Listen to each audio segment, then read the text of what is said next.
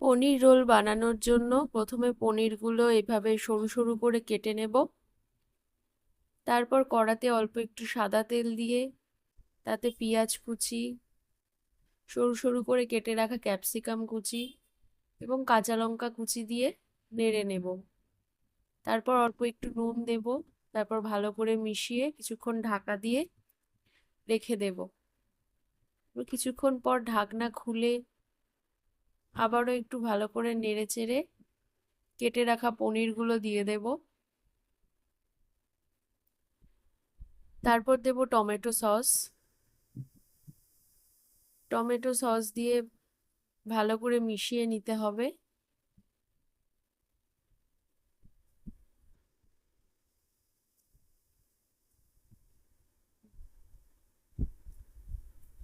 Ready হয়ে গেল আমাদের রোলের ভেতরের পুরটা। এবার আগে থেকে ময়দাটা মেখে রেখেছিলাম। নুন, অল্প একটু চিনি আর সাদা তেল দিয়ে ময়দাটা মেখে রাখা ছিল। ময়দা থেকে একটা লেচি কেটে নিয়ে এইভাবে পাতলা করে পরোটার মতো বেলে নিয়েছি। এবার একটি তাওয়া গরম করে পরোটাটি উল্টে পাল্টে ভালো করে সেঁকে নেব।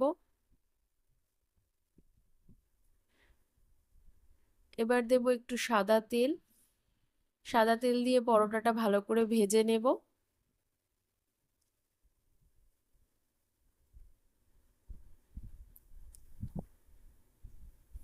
পরোটাটি ভাজা হয়ে গেছে।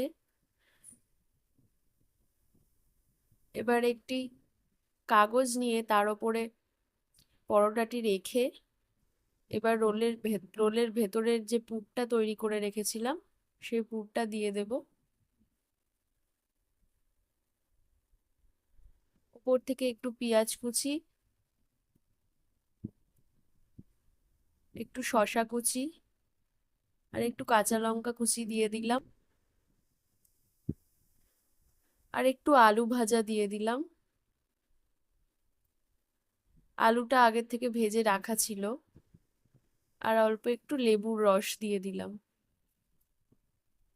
আর ওপর থেকে একটু টমেটো সস দিয়ে দিলাম। এবার রোলটাকে কাগজ দিয়ে মুড়ে নেব।